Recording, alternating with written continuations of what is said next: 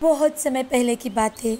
कृष्णगंज नाम का एक छोटा सा लेकिन बहुत ही सुंदर गांव था, जहां सभी लोग बड़े आराम से रहते थे। उस गांव में छोटे छोटे पर्वत और कई सारे झील थे। वहां का वातावरण मानो जैसे मनमोहित करने वाला था। जो भी कोई एक बार उस गांव में आता और गांव देखता तो वहां से लौटने की किसी की इच्छा ही नहीं होती थी। उसी गांव में बंसी नाम का एक हलवाई रहता था, जिसकी मिठाइयाँ और लड्डू उस गांव की तरह ही फेमस थी। उस गांव में हर आने वाला इंसान बंसी के दुकान से मिठाइयाँ खरीदता ही था। उसके लड्डू और मिठाइयों की तारीफ किए बिना रह ही नहीं पाता था। एक दिन उसकी दुकान पर मोहन नाम का एक आदमी आता है और बंसी से, अरे बंसी भाई, तुम्हारे लड्डू और मिठाई के बारे में मैंने बहुत सुना था। सोचा आज यहाँ आने का मौका मिला ही है तो कुछ मिठाई साथ लेकर ही जाता हूँ। जरूर भाई साहब, बताओ आपको कितनी मिठाई दूँ? जी मेरे लिए आप 2 किलो मिठाई और 2 किलो लड्डू दे दीजिए। हाँ हाँ भाई साहब, बस अभी बांध कर देता हूँ आपके लिए। बंसी उस ग्राहक के लिए मिठाई बांधने लगता है।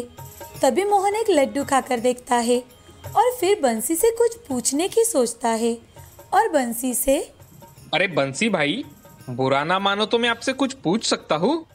अरे भाई साहब जरूर पूछो, क्या जानना चाहते हो आप मुझसे? बंसी भाई, मेरा नाम मोहन है। मैं पास ही के शहर में रहता हूँ। शहर में मेरी भी एक मिठाई की दुकान है, लेकिन आपके दुकान की मिठाई का स्वाद ही कुछ अलग है।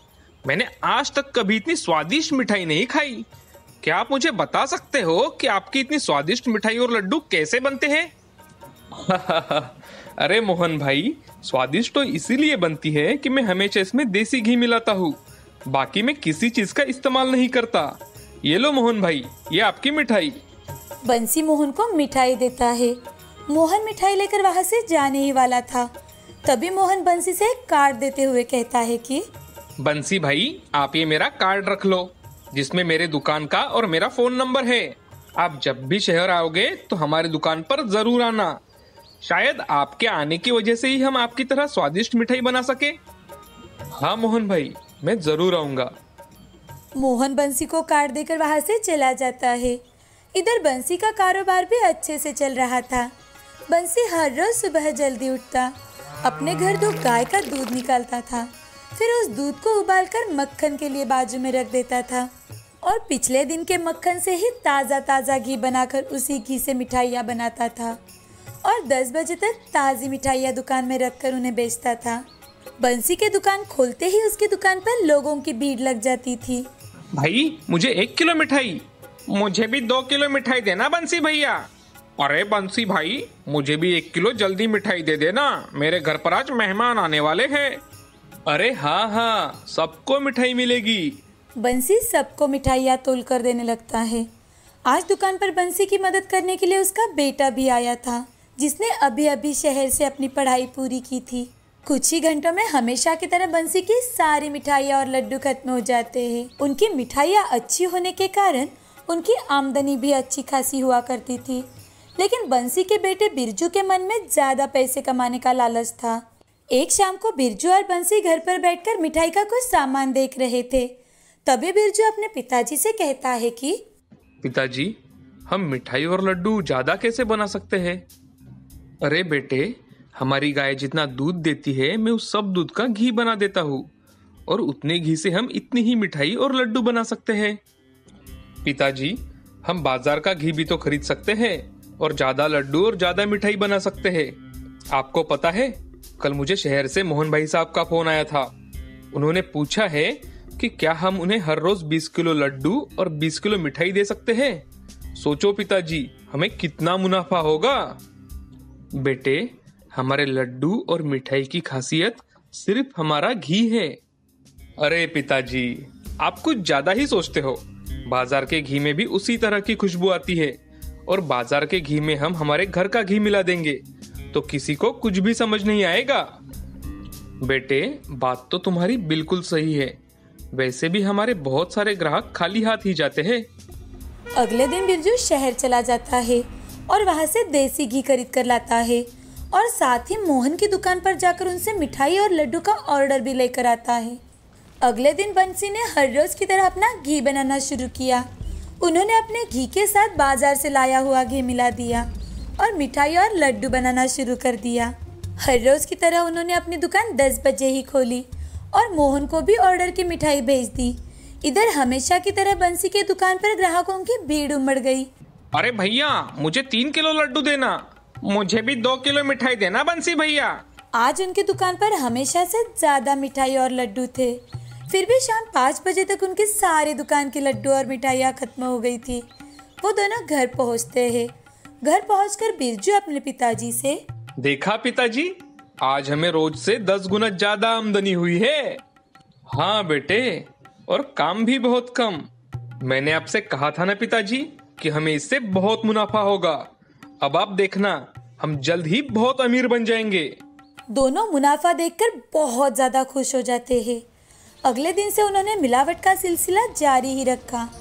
अब ऐसे ही कई महीने बीत जाते हैं। उनकी आमदनी बढ़ती ही जा रही थी। मोहन से भी उन्हें अच्छे खासे पैसे मिल रहे थे और भी ज्यादा पैसे कमाने के लालच में आकर अब दोनों ने बाजार से और भी सस्ता वाला घी लाना शुरू कर दिया और मिठाइयाँ बनाकर बेचने लगे। अब कुछ दिनों में ही लोगों को बंसी की मिठाइयों के ऊपर शक होने लगा था। इधर मोहन के ग्राहक भी मोहन से कंप्लेंट करने लगे थे। एक दिन मोहन के दुकान में एक फूड इंस्पेक्टर आता है। उस फूड इंस्पेक्टर ने उस मिठाई को जांच करने के लिए लैब में भेज दिया। लैब में पता चलता है कि उस मिठाई में बहुत ही खराब क्वालिटी का घी इस्तेमाल किया गया है। स्वाद और खुशबू के लिए भी कुछ केमिकल का इस्तेमाल किया गया है। अब वो फूड इंस्पेक्टर अपनी टीम के साथ बंसी के दुकान कृष्णगंज पहुंच जाता है। क्या बिरजू और बंसी आप हो? हाँ साहब, मैं ही बंसी हूँ। क्या आप भी हमारी फेमस मिठाई खरीदने आए हो? हाँ हाँ बिल्कुल, चलो बाहर आओ दोनों दुकान से, हमें आपके दुकान की तलाशी लेनी है। कुछ लोग बंसी के दुकान की तलाशी लेने के लिए दुकान के अंदर जाते हैं। अफसर लोगों को वहाँ खड़ा देखकर गांव के लोग भी वहाँ जमावड़ा हो जाते हैं। इधर बंसी और बिरजू पूरी तरीके से घबरा जाते हैं। थोड़ी ही देर में उनके टीम में से एक आदमी घी का एक डिब्बा और कुछ केमिकल की छोटी छोटी बोतलें साथ लेकर बाहर आता है और फूड इंस्पेक्टर को दिखाता है। इंस्पेक्टर ये सब देखकर बंसी से, अरे तुम्हें क्या जरा भी डर नहीं लगता? तुम लोगों की जान के साथ खेल रहे हो, पता है? इतने सारे केमिकल का इस्तेमाल कर रहे हो बस कुछ पैसों के लिए। दुकान के आसपास के लोग केमिकल और फूड इंस्पेक्टर की बातें सुनकर दंग रह जाते हैं। उन्हें विश्वास ही नहीं हो रहा था कि बंसी कभी ऐसा कर सकता है। तभी उनमें से एक आदमी बंसी के पास आकर बंसी से, अरे बाप रे बाप, बंसी तुम तो मिलावटखोर निकले। हम तुम्हें क्या समझते थे और तुम क्या निकले। फूड इंस्पेक्टर ने बंसी और बिरजू को बहुत खरी खोटी सुनाई और पुलिस को बुलाकर उन्हें गिरफ्तार करवाया और उनकी दुकान बंद कर उसे भी सील करवा दिया। तभी बंसी फूट फूट कर रोने लगा और बिरजू से कहने लगा, देखा तुम्हारे लालच का क्या नतीजा निकला। मैं अच्छा भला देसी घी का इस्तेमाल कर मिठाई बनाता था और तेरी वजह से ये सब हो गया बिरजू। बंसी बिरजू को कोसे ही जा रहा था, लेकिन सच तो ये भी है कि लालच तो बंसी के मन में भी जागा था। इसीलिए तो आज उनका ये हाल हुआ है। अब दोनों जेल में अपनी सजा काट रहे हैं। लालच बुरी बला है, इससे दूर रहना ही भला है। राजापुर नाम के गांव में राकेश नाम का एक बड़ा ही ईमानदार और नेकदिल इंसान रहा करता था। राजापुर गांव के आसपास एक भी पेट्रोल पंप नहीं था, तो राकेश ने सोचा यहाँ अगर पेट्रोल पंप शुरू कर दिया जाए तो लोगों की कुछ सेवा भी हो जाएगी। लोगों को जिन समस्याओं से जूझना पड़ रहा है उन्हें कुछ राहत मिल जाए। अब राकेश ने पेट्रोल पंप शुरू किया था। आसपास के किसी भी गांव में पेट्रोल पंप ना होने के कारण आसपास के सारे गांव के लोग पेट्रोल भरने के लिए राजापुर आते थे। तो धीरे धीरे राकेश के मन में लालच आने लगा। उसने पेट्रोल में मिलावट करना शुरू किया और उसके साथ ही पेट्रोल के मीटर को इस तरह से सेट किया था कि वो तेजी से घूमने लगा। इस कारण गाड़ियों में पेट्रोल कम गिरता था। इसी कारण गाड़ी का माइलेज कम होता था। एक दिन एक व्यक्ति स्कूटर की टाँकी फुल करवा कर राकेश से, अरे राकेश भाई, पहले मैं जब भी गाड़ी का टैंक फुल करवाता था तो स्कूटर 100 किलोमीटर चलता था। अब तो 80 किलोमीटर भी नहीं चलती गाड़ी। गैरेज वाले को पूछा तो वो कहता है स्कूटर में कुछ खराबी नहीं है।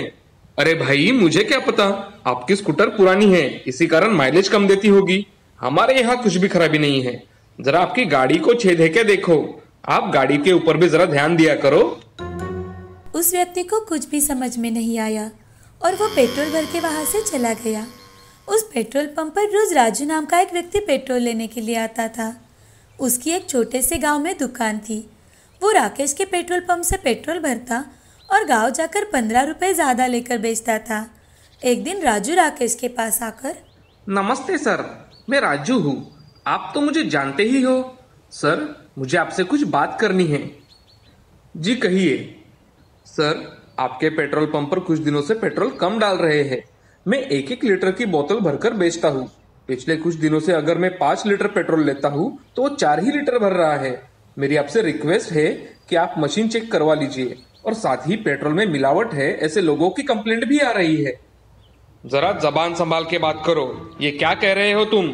सरकार भी आकर पेट्रोल की मशीन की जांच करती है और पेट्रोल के हम घर पे बनाते हैं। ज्यादा बकवास की तो मैं तुम्हारी कंप्लेंट करूंगा कि तुम इलीगल पेट्रोल बेचते हो। इसको तो सबक सिखाना ही पड़ेगा। ऐसा सोचकर राजू वहाँ से निकल गया। राकेश दिन ब दिन लोगों से बदतमीजी से बातें करने लगा था। उसे बहुत ही घमंड आ रहा था कि उसके अलावा यहाँ पेट्रोल का राजा कोई नहीं है। एक दिन एक लड़की पेट्रोल पंप पर अपनी कार लेकर आती है।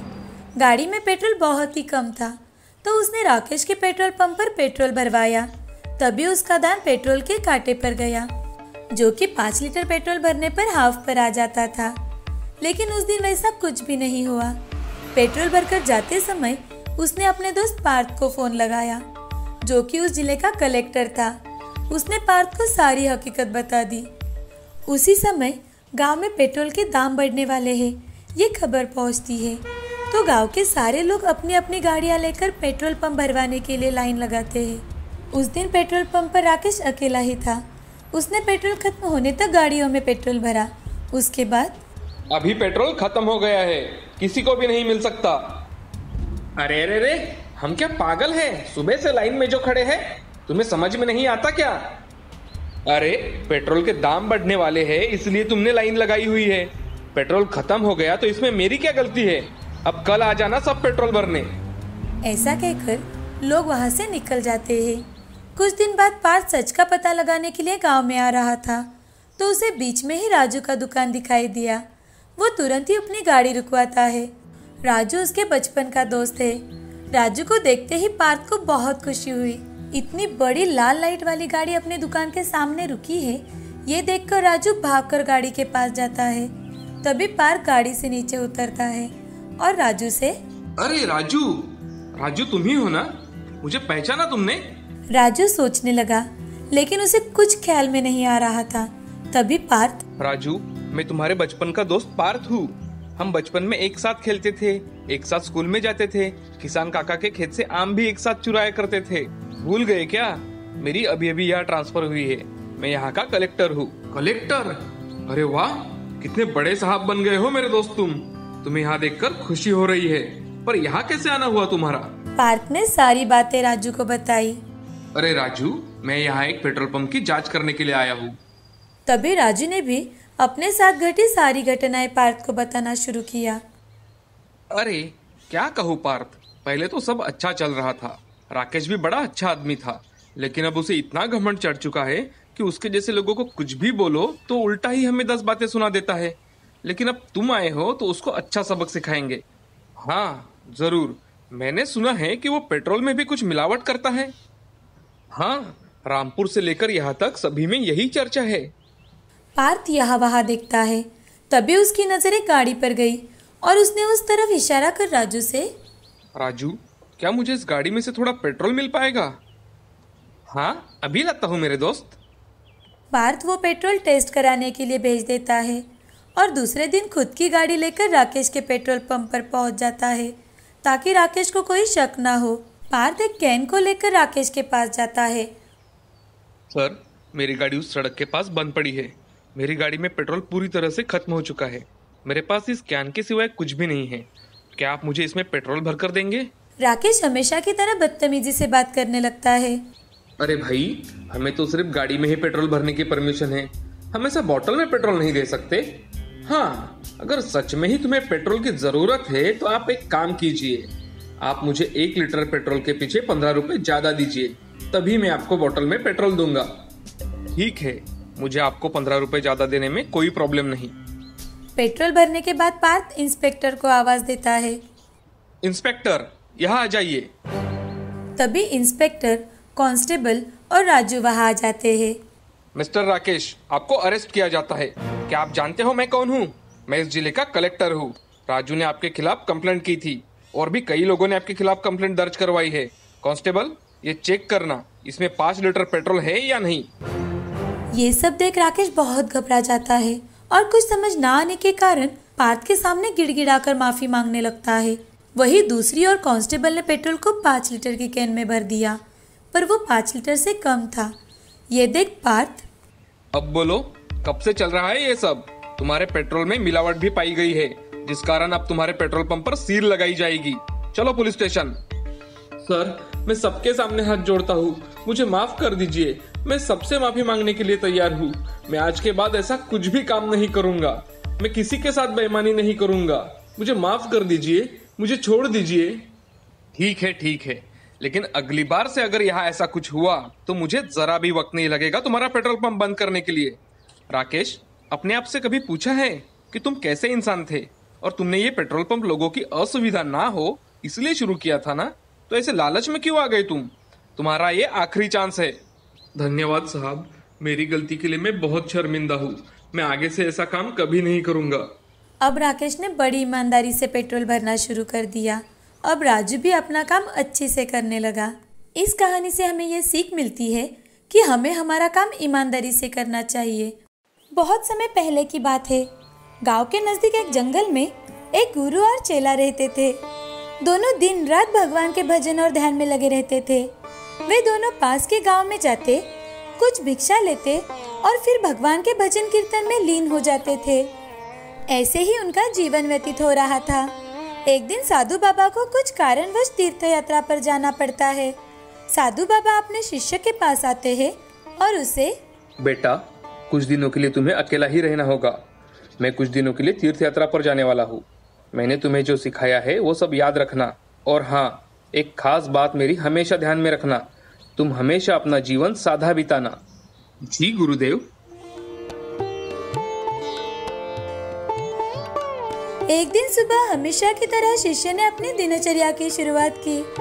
सब काम खत्म करने के बाद शिष्य ने अपनी लंगोटी धोई और सुखाने को डाल दी। अब मैं गांव में भिक्षादान के लिए जाऊंगा। शिष्य जंगल में से चलते चलते नजदीकी गांव की ओर निकल पड़ा। थोड़ी ही देर में वो गांव में पहुंच गया और भिक्षा के लिए उसने एक घर के पास जाकर आवाज लगाई, भिक्षाम देहि। साधु को देखकर वहां पर खड़े एक भले व्यक्ति ने तुरंत ही अपने घर जाकर अपने पत्नी के हाथों से उन्हें भिक्षा दे दी और उनके पैर छुए। भगवान तुम्हारा भला करे माई।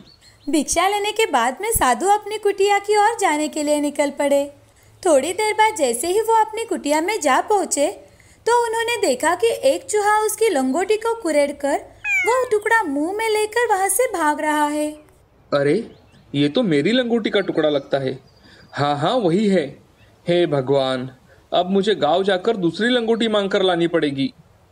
दूसरे दिन शिष्य भिक्षा मांगने के लिए गांव में जाता है। तभी वो एक औरत से, माँ, मुझे एक लंगोटी चाहिए थी, क्या आप मुझे दे सकोगी? लंगोटी? हाँ माँ, कल एक चूहे ने मेरी लंगोटी को कुरेद डाला, इसलिए मुझे दूसरी चाहिए। तभी वहाँ पास में खड़ा एक आदमी उस साधु के पास आता है और उससे, मेरे पास एक नई लंगोटी है, मैं तुम्हें अभी ला कर देता हूँ। वो आदमी घर के अंदर गया और थोड़ी ही देर में वो साधु के लिए नई लंगोट लेकर आया। ये लो साधु महाराज। साधु लंगोट और भिक्षा लेकर जंगल में अपनी कुटिया में चला गया और भजन ध्यान करने के बाद वो सो गया। अगली सुबह जब उसने अपनी दिनचर्या समाप्त की तब मन में, आज तो मैं अपने कपड़े छप्पर के ऊपर ही सुखाने डालूंगा और फिर गांव में भिक्षा मांगने जाऊंगा। साधु छप्पर के ऊपर अपने सारे कपड़े सुखाने डाल देता है और भिक्षा मांगने गांव की ओर निकल पड़ता है। गांव जाकर साधु भिक्षा ग्रहण कर फिर वापस अपने कुटिया में आता है। हे भगवान, चूहे ने इसे भी फाड़ डाला। अब तो मुझे इन चूहों से छुटकारा पाने के लिए एक बिल्ली लानी ही होगी। दूसरे ही दिन साधु गांव जाकर एक बिल्ली कुटिया में लेकर आया। बिल्ली को कुटिया में रखने की वजह से उसे अब चूहों ने सताना छोड़ दिया। मुझे अगर हमेशा चूहों से बचना है तो मुझे हमेशा अपनी बिल्ली को तंदुरुस्त रखना होगा और उसे रोज दूध पिलाना पड़ेगा। इसलिए अब मुझे मेरी बिल्ली के लिए एक गाय लानी ही होगी। दूसरे ही दिन साधु कुटिया में एक गाय लेकर आया। अब मेरी बिल्ली को जी भरकर दूध मिलेगा, पर अब मुझे गाय को खिलाने के लिए भूसा चाहिए। वो कहाँ से मिलेगा भला? हाँ, मैं एक काम करता हूँ। कुटिया के चारों ओर की जमीन पर मैं खेती करूंगा। अनाज पक जाने पर मेरी गाय को भूसा ही भूसा मिल जाएगा। योजना के अनुसार साधु ने जमीन की गुताई शुरू कर दी और उसमें फसल लगा दी। कुछ ही दिनों बाद साधु को बहुत अच्छी फसल हुई। ये देख साधु। वाह, क्या बढ़िया फसल उगी है। अब गाय को भूसा तो मिलेगा, पर मैं इस अनाज का क्या करूं? इसे रखने के लिए एक खलियान बनाना होगा। साधु ने खलियान बनाने के लिए मजदूर लाए और खलियान बनाने लगा। खलियान बनाते वक्त मजदूर साधु से पूछते हैं, महाराज, क्या इतना ऊपर ठीक है? अरे नहीं नहीं, और थोड़ा ऊपर लीजिए। साधु की ऐसे ही अब एक एक आवश्यकता बढ़ती गई और उसे पूरा करते करते साधु अब जमींदार बन गया था। अब उसके साथ बहुत सारी गाय, जमीन जायदाद, बड़ा घर, नौकर चाकर हो गए। वो बहुत धनवान हो गया। एक दिन साधु सोचने लगा, इस सब की देखरेख करने के लिए पत्नी का होना तो बहुत जरूरी है। अब मुझे शादी कर लेनी चाहिए। अब साधु शादी कर लेता है और बड़े आराम से अपना जीवन जीने लगता है। वो अपने गुरु की सारी बताई बातें भूल चुका था। वो अब सांसारिक जीवन में व्यस्त हो चुका था। कुछ दिनों बाद साधु के गुरु तीर्थ यात्रा से लौटे और अपनी कुटिया के पास आ पहुंचे और एक बड़ा घर देखकर सोचने लगे, मैं सही रास्ते पर तो हूँ ना? मेरे शिष्य की छोटी सी कुटिया कहाँ गई?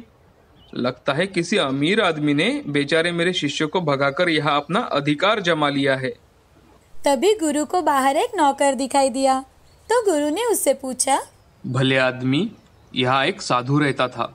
क्या तुम्हें पता है कि अब वो कहाँ रहता है? साधु? इतने में उस नौकर का मालिक साधु वहाँ पहुँच जाता है और गुरु को देखकर, गुरुदेव आप? साधु दौड़ते हुए आगे बढ़ा और गुरुजी के चरण में जा गिरा। बेटा, ये सब क्या है? मैंने तो तुम्हें सादा जीवन बिताने की शिक्षा दी थी। मेरे लौटने पर तो मैं तुम्हें धन दौलत से घिरा पा रहा हूँ। ये सब कैसे हुआ? गुरुदेव, ये सब मेरी एक लंगोटी के कारण हुआ है। उस चूहे से बचने के लिए मुझे एक बिल्ली चाहिए थी और फिर उसके बाद तो आवश्यकताएं बढ़ती ही गई। मुझे क्षमा करना गुरुदेव। देखा दोस्तों, हम अपनी आवश्यकताओं को पूरा करने में इतना व्यस्त हो जाते हैं कि हमें पता ही नहीं चलता कि हमारे जीवन का मूल मंत्र क्या है, हमें कहाँ होना चाहिए। जैसे इस साधु के साथ हुआ, इसीलिए हमेशा हमें हमारी ज़रूरतों को कम रखना चाहिए और हमेशा अपने सिद्धांतों के ऊपर चलना चाहिए, क्योंकि इंसान की ज़रूरतें कभी पूरी नहीं होती। एक आवश्यकता पूरी होते ही दूसरी आवश्यकता बाहर सर निकाले हमारे राह में खड़ी होती है। इसीलिए हमेशा हमें सही मायनों में किस चीज़ की आवश्यकता है उसका ध्यान रखना चाहिए और अपने जीवन के मूल सिद्धांतों के ऊपर ही चलना चाहिए।